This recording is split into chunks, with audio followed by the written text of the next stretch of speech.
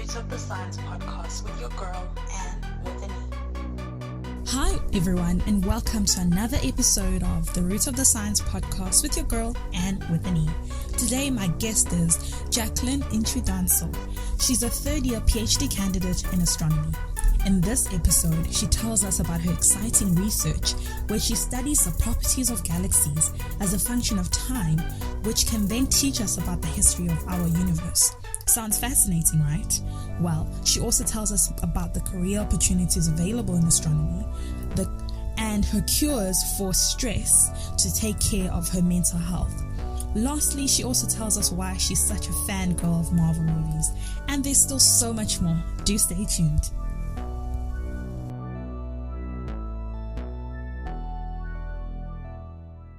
Hi, Jacqueline. Hi, Anne. So great to have you here. Thank you for taking the time to chat with me today. Thank you for having me. It's really exciting to be on your podcast. Yeah, no, it's a pleasure, and I can't wait for everybody to hear what you have to say. So in the meantime, let's get into it. Tell us about yourself, your age, your country of origin, where you are based now. And also, I usually do this away from the science, just to get your take. Okay, so currently in South Africa, we're under a lockdown, right? Mm-hmm. Meaning that we can't get fast food or deliveries or takeaways from any restaurants, right? So a lot of people are struggling with it. So I just want to ask you, what takeaway can you not live without if you were in this situation? Yeah, okay. So my name is Jacqueline Antwi-Danso. I'm 24. I'm currently pursuing a PhD in astronomy at Texas A&M University in the US. I grew up in Accra. That's the capital of Ghana in West Africa. I come from a huge family. So I have 5 brothers and 2 sisters. Wow. And yeah, I'm a Christian. My hobbies are watching movies, especially Marvel movies. Please, Marvel, come up with the next movie, please. COVID-19 has delayed a lot of movie schedules, so that's a thing. But I'm anxiously anticipating the next Marvel movie, and I love dancing. I don't have a lot of time to do it now, but in my free time, I try to do it here and then. All right. And well, actually, just let's scrap the food thing. Let's go back to Marvel, because that's pretty interesting. Tell us, who's your favorite and which one was your favorite movie? Oh my goodness, out of the 20-something or so. I know, I'm like putting you on the spot.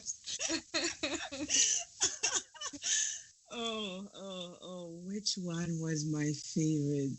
Okay, honestly, I can't pick one as my favorite because I think that they all have such great storylines. And that's when you say that an action movie has a great storyline, I think that's unusual because action is the easiest genre to write, really. Like all you have to do is make a bunch of people punch each other and throw some rocks and you have a story. Because you can distract people with the visuals, right? And so it takes extra effort to have both a great storyline and great visuals. And I think that's something that Marvel is so great at. So that being said, I think if I would settle on maybe 2 or 3 of my favorite movies, I would say Doctor Strange, and Thor. So Thor 1, 2, and then Thor Ragnarok. All of them. Yeah, all the Thors. Yeah, and that's just because I think for those 2 characters, you really got to see a lot of emotional growth and personal development. So both characters were just very strong-headed, selfish, unrelenting, they cared just about themselves. And then right from the beginning, something bad happens, they are forced to grow up in a certain way, and they end up as these refined characters that then go on to save the world. And so just because of that story arc, seeing how, I think they have pretty amazing superpowers too, but then beyond the superpowers, beyond the action, beyond all of that, what I think really drew me to those characters was seeing how they developed from the beginning when they were just these annoying, cocky guys, to the very end when they are compassionate, they are introspective, they care about people, and being a superhero, it goes beyond them now. It's more about others and not just about them anymore. All right, that's interesting. All right, so just to bring it back, you mentioned that you've got a very big family. So, I just want to ask you, did this sort of influence, did your family or the environment where you grew up in Ghana influence you into the sciences? And as you talk about that, can you also just give me an overview of your educational background? Right. Yeah. So I'll start with the overview of my educational background. I did part of my early education in the Republic of Benin. Oh, okay. And the other part in Ghana. And in high school, our system is sort of like the French system. So you have these different tracks. You have the science track, you have the general arts track, you have the business track, you have the visual arts track. So I chose the science track. And through my high school counselor, I found out about this Education USA program at the US Embassy in Accra. And that was really where I got the resources that I needed to prepare for the SAT exam, which is a standardized test here, and prepare a strong college application to universities here in the US. So I got a grant and a scholarship to study at Texas A&M University. And then I graduated with my bachelor's in physics and astronomy in 2017. And that same year, I got a full ride to do my PhD in astronomy here at Texas A&M. So that's an overview of my educational background. And did my family play a role? Yes. My family played a big role. So my parents have both been really, really big on education. And that's just because that's something, education is what lifted both of their families out of poverty. So I know a lot of African students have this story of their parents telling them we can relate. Stories. I walked 20 kilometers to school with no shoe, and it was because of education that I am who I am today. Those stories. So So I grew up being a very, very avid reader. My dad would tell me, Jacqueline, learn something new every day. And because of that, I got lost in books. I got interested in many things, in art, in music, in science, because of my love for books. And somewhere along the line, actually in junior high school, I was in the library one day and I just came across this book. Until date, I cannot tell you the title of the book. I don't remember the title. All I remember was I opened the book and then I saw these pretty pictures of stars and things I didn't really know at the time. And I continued reading, and in the book they were talking about how stars are formed from these clouds of gas and dust, and how they die, and the large ones die in these big supernova explosions. And I was like, wow, this is so amazing. And I think that's my earliest memory of an encounter with astronomy. Really, it was in a book. So yeah, that's it for my family. My family definitely played a role in shaping me into the sort of person that enjoys finding knowledge in books, and it is in books that I think I first discovered, or at least encountered, astronomy as a possible interest. Okay, so that is actually quite fascinating that you have this very vivid memory of this book, and it seems like your dad was right about you learning something new every day, because I mean, look at how much that influenced your decision and where you are right now. So big ups to your dad. Yeah.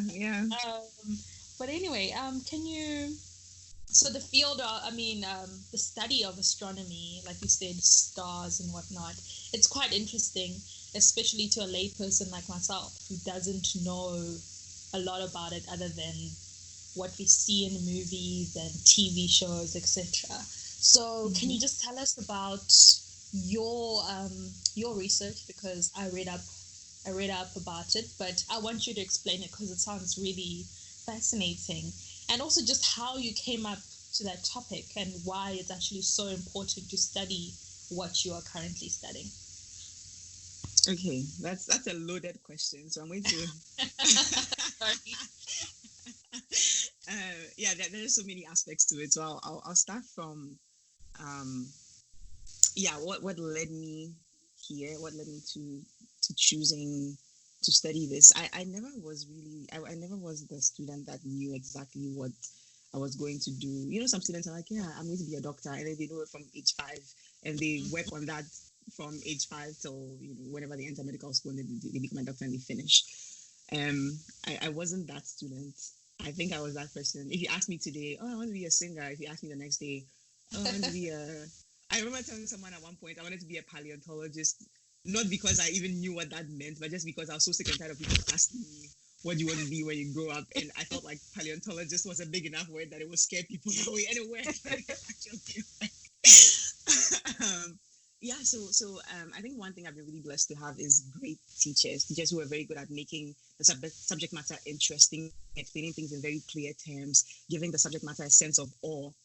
And my math and science teachers in primary school were particularly exceptional at this. So in class 4, in primary 4, the fourth grade, we had these cloud observation assignments where we were supposed to observe the clouds, write down what type of cloud we saw, describe its shape, write down the time of the observation, any other necessary details. And if the cloud was anomalous, you had to make an educated guess on what the type of cloud it was likely to be. And that's my first memory of a practical application of the scientific method in the fourth grade. I just found it so fascinating that I could go out, observe something, make an educated guess as to what I observed or why I was observing the thing, test that observation, and then revise my educated guess based on my test. It was just so fascinating to me. I mean, obviously, as a child in the fourth grade, you're not thinking of these things, but later on, I began to realize, okay, this is what the scientific method actually is. That was actually my first real exposure to the scientific method. Yeah. And so same with my math teacher. They presented these things to me in a way that seemed like this thing can be understood, it can be pursued as far as you want it to go. It doesn't necessarily have to be consumed in a stratified way. So that stuck with me throughout high school in as I pursued my science studies and eventually came here. And I think my journey, so choosing to study astronomy, it's sort of been a combination of serendipity and just encountering good mentors, good teachers, and taking advantage of opportunities. So we can talk about this later if you want to know more of the details, but I only came to do astronomy actually in my at the end of my second year of undergrad. So I started off doing biology. Oh. Yeah. And at some point, mechanical engineering. Yeah. And then I switched over fully to do physics and astronomy. So at the time, my undergrad advisor her research was on our galaxy, the Milky Way galaxy, and she studied the gas in and around the Milky Way. And earlier I mentioned that I found this book and I was fascinated by how stars form. So stars form from these clouds of gas and dust. I don't know if you remember this scene from Lion King where Timon and Pumbaa are lying down and staring up at the night sky, and Timon is like, "Hey Pumbaa, I always wondered what stars are." And Pumbaa is like, "Oh, I've always thought that they were big balls of gas millions of miles away." And Timon is like, Pumbaa, you're overthinking things. And Yeah. actually right. Yeah, I remember that. He's like, nah. He was like, right? He's like, Pumbaa, to you, everything is gas, but actually Pumbaa was right. So my undergrad research was about that gas around our galaxy and how that gas could potentially be fueling the star formation in our galaxy. So observing that gas by studying the light that those gas clouds emit, and then using the observations of that light to determine different properties of the gas. So how large is the gas? How much stuff is there? So how massive is it? What is its chemical signature? things like that. So that was my first real exposure to research, and that was what my research project was about. And again, at that point, you're not really an independent scientist yet. You are still trying to figure out what research is. I didn't know what research was until I met my undergrad advisor, really. So at that point, her research interests sort of molded mine. And then in graduate school, at that point, I had gotten a taste of what research was, at least at the undergraduate level.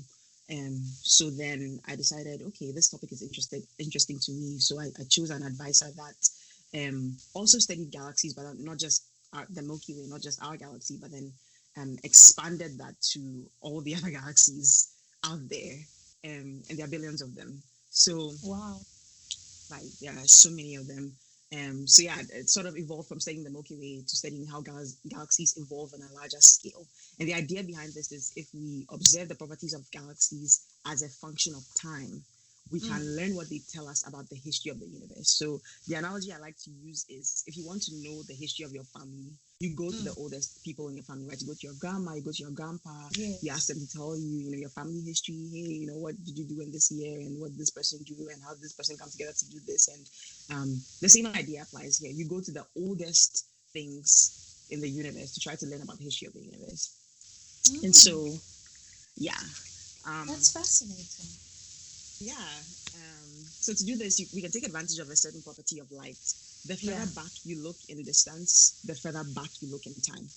So the sun, for instance, when we look at the sun, don't look at the sun, but when you see the sun,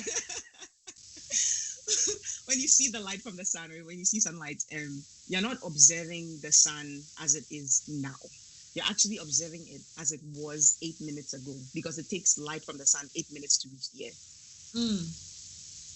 Wow. So, yeah. So it's already happened, basically.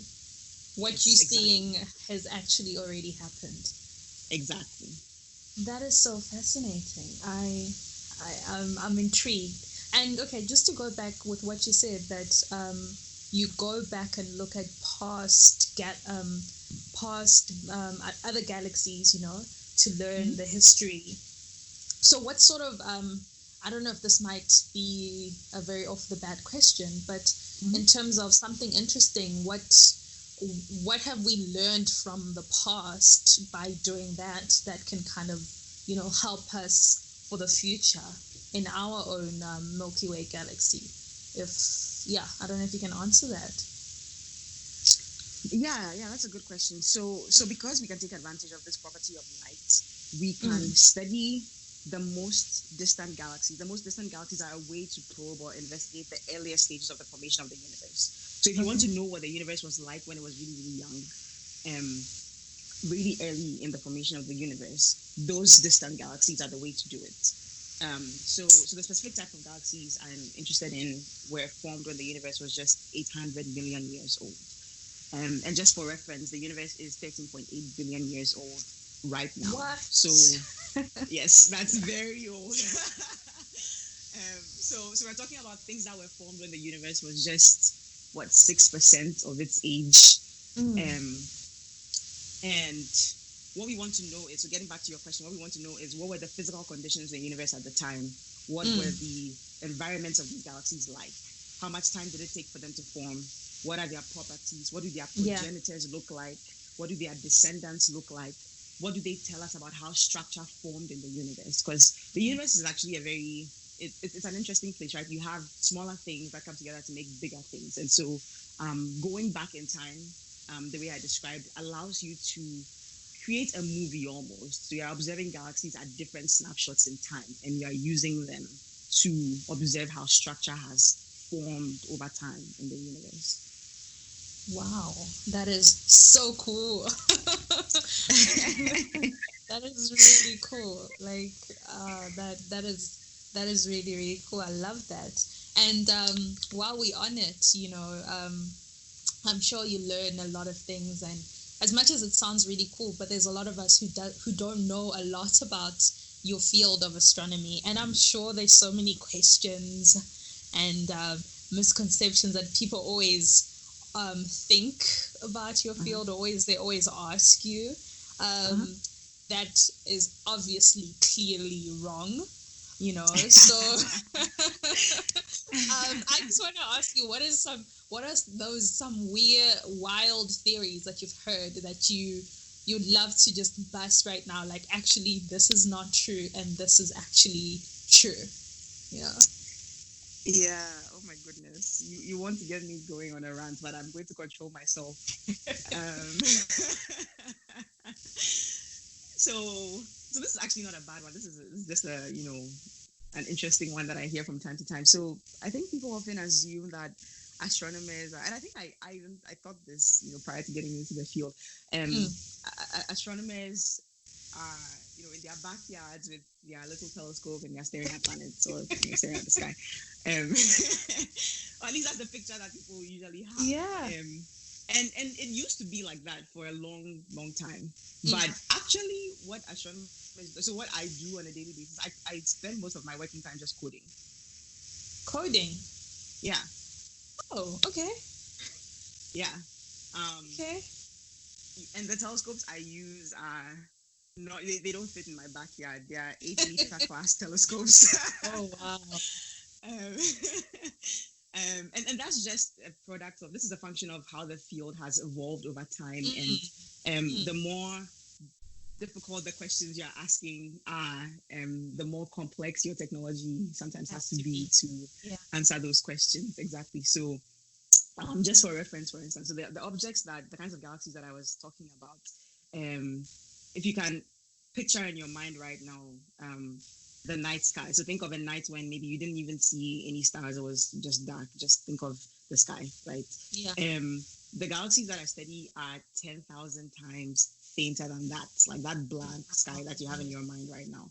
So yeah, that's why we need those huge telescopes and those 8-meter class telescopes. And once we get the data from the telescopes, we code to analyze that data, to clean it, reduce it, put it in a form that you can pass through, and then answer those questions that I mentioned before. So that's one misconception I hear often, that you have a personal telescope? And I'm like, yeah, no, and for one, they're expensive, and two, no, I have to say, you have completely crushed that vision that I always had. I won't lie, I'm one of those people, but now that you're telling me, it makes sense. I mean, like, I'm sure even with like that sort of telescope that we're thinking of, you would never be able to see that far into space, so exactly. You had to move with the times and be very well equipped. So all of this stuff is at your research lab? No, so the telescopes I use are in Chile, actually. Oh, okay. Yeah. So you travel there? Yes. So I've been to Chile once. I went there once in 2016, and I was supposed to go there again sometime last year, but because there was political instability in the country, I wasn't able to. But thankfully, because most all the telescopes have observatory staff that are operating the telescopes, taking care of them, taking care of the observatories. So you don't always have to go to the telescopes. You can observe remotely. Okay. Technology, right. Thank God. Right, yeah. Okay. Yeah. So actually a lot of the data that I've been using for my PhD thesis has been collected remotely. Okay. Wow, that's very interesting. Okay, so you're in your third year of your PhD, right? Right, yeah. Okay, meaning that you're soon going to wrap up your studies, and have you thought about your future plans, and in those, and for someone interested, okay, apart from what we've seen from, Big Bang Theory, because we know that Raj from Big Bang Theory is an astronomer, right? I might be wrong, but I think so. What sort of career opportunities are actually available in your field? Because you've already busted that myth of what we thought. So I'd really love to know what sort of other career opportunities are actually available. Yeah, so fun fact, I've never actually seen Big Bang Theory. I've heard about it. No. I've seen the memes. I have friends who are constantly telling me, "You can't be an astrophysicist and not see Big Bang Theory." I'm like, yeah, I know. I'll watch it No. eventually. But I haven't actually seen it yet. I plan to someday. I will. I don't even know what to say to you right now. I know. This is like my greatest failure as a scientist. No, I'm kidding. I will reserve my judgment and I'll allow you to answer that question. You know, and when I finally see it, I'll send you a message and I'll let you know that I've seen it.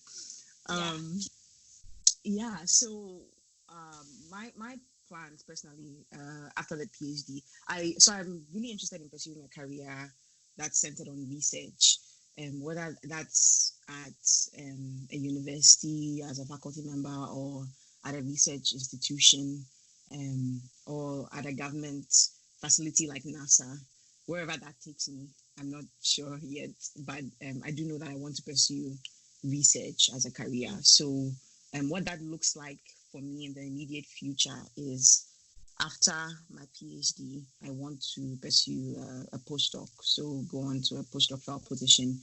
In the field, most people do 1 or 2 postdocs, and each one lasts between 2 and 3 years.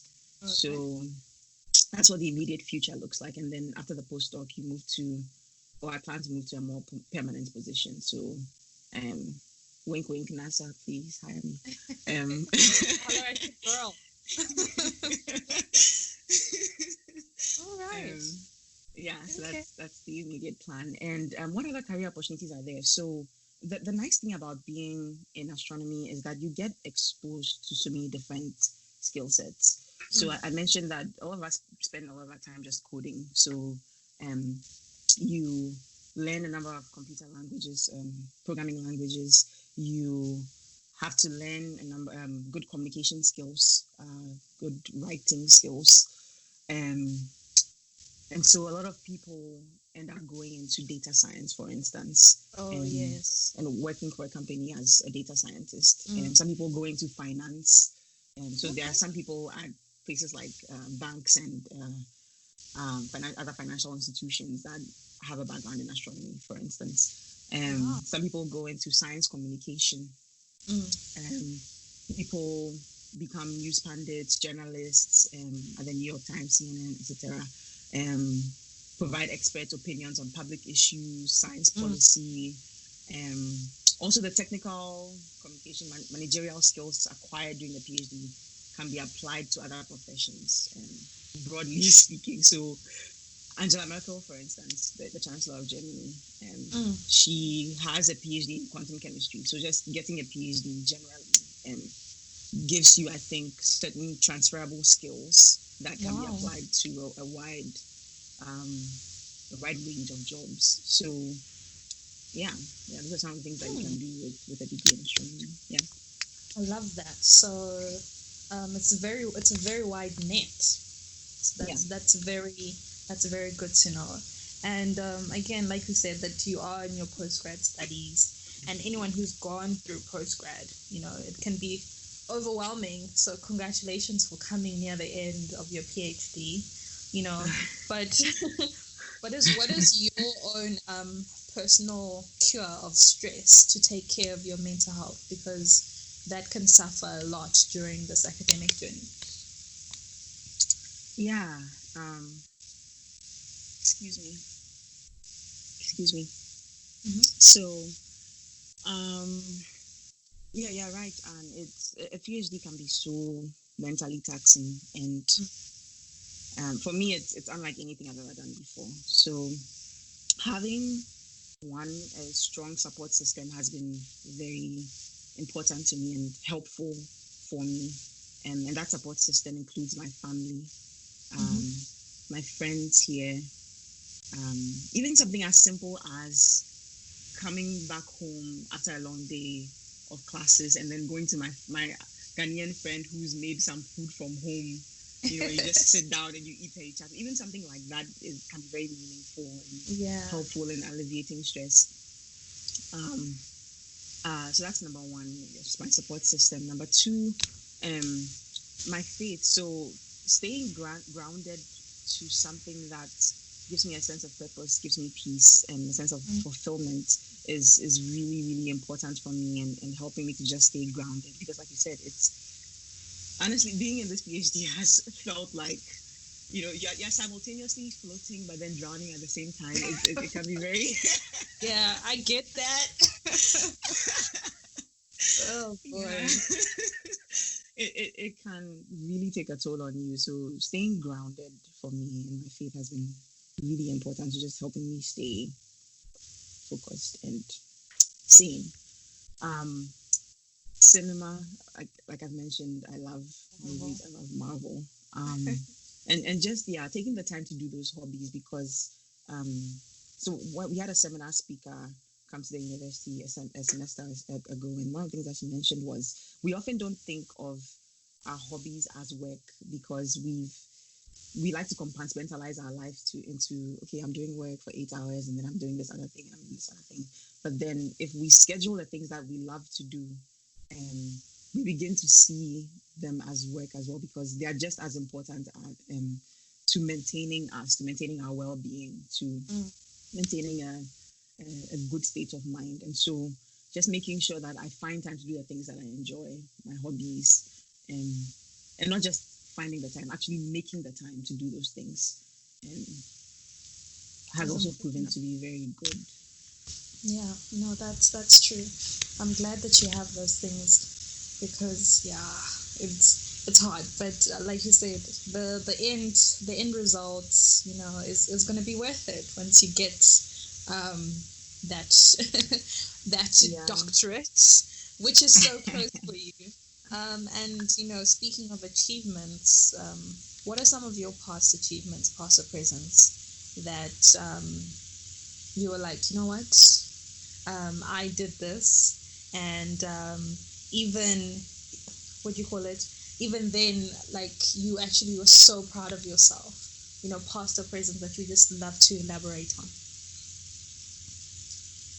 Yeah, and I think there are two things that come to mind when I think of things that I wouldn't say just proud of, but maybe just surprised that I did. Surprised that they happened in the first place.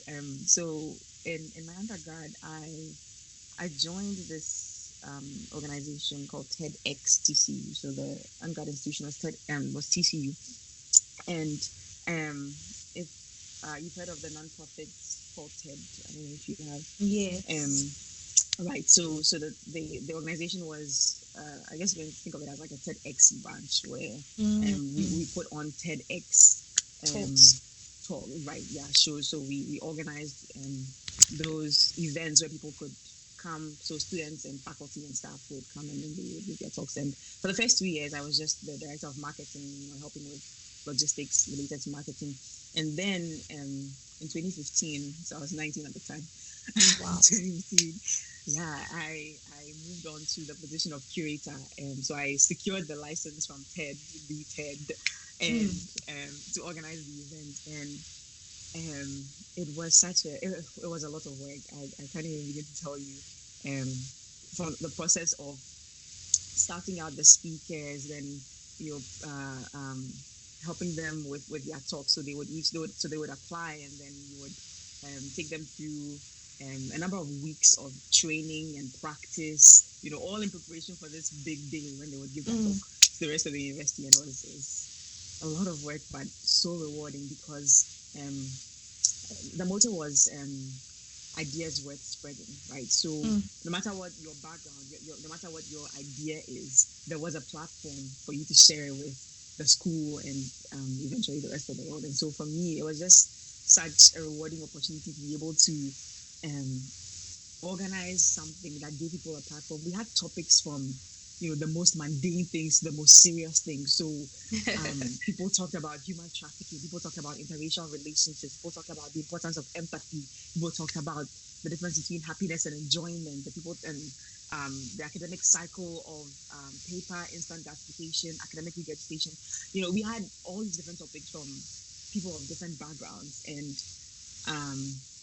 for me, at least as a 19-year-old at the time, it was just so rewarding to see this come together in the end and to have a successful event. And to put something together that I felt like inspired not just me, but students at the university, right, and eventually other people who would listen to the talks. The other thing that I'm really grateful that I got to do was this project at the end of my undergrad, where we invited some women from Rwanda. So they were the first to testify to make for the first prosecution of rape as a war crime. And prior to these women's testimony, there was, people knew that yes, rape during war was a premeditated thing, and if you destroy the women, you destroy the culture and all that. But it had never been prosecuted as a war crime up until the testimony of these three women. They risked everything, their lives, their families, everything, to go up and testify. And we had them come over to the US from Rwanda and then share their testimony to students, staff, faculty at the university. And I just remember that night I was just so, I've never been in someone's presence and felt like, wow, I can't believe I'm sitting in the same room with you. Yeah. That's what it was like for me, sitting in the room with those women and just having them share their story. So I'd say, in the 7 years, those are the two things. And maybe the last thing I'd mention is, in the past, at least up until the late 1800s or so, astronomy was largely, it was a symbol of wealth for a lot of nations. So if you had an observatory, it was seen as we're this pretty advanced nation. We observe the heavens. We have observatories to track the skies, to track the motion of the planets, and etc. And it was largely a Western thing. Now a lot of that is changing, and we're beginning to see more and more African astronomers, and particularly from West Africa, and that's just something that I'm so proud to be a part of, so happy to be a part of. And there aren't very many Ghanaians doing astronomy, and I'm glad, grateful, happy, excited to be part of the people that are changing that narrative. Okay. Wow. Well, I love how well versed you are and diverse, not only in your academic pursuits, but even in your human-centric approaches and everything that you've done. Also, congratulations on that TED Talk. It's I know I saw somebody do it and it looked like a huge thing, the TEDx talk. So congratulations on that, and even with everything else that you've done. But I love how you said at the end of these three things that you mentioned that you are happy that you are part of the many Africans in STEM who are taking up these spaces in astronomy, and especially because you are at your very young age. I mean, you are 24. That is impressive to be almost done with your PhD. So congratulations on that. But with that, I just want us to close off this interview for you to just, like, what advice would you give to other people in Africa who want to get into astronomy and be in America, or if not wherever, but just to take up these spaces that were in the past seen as such a westernized field,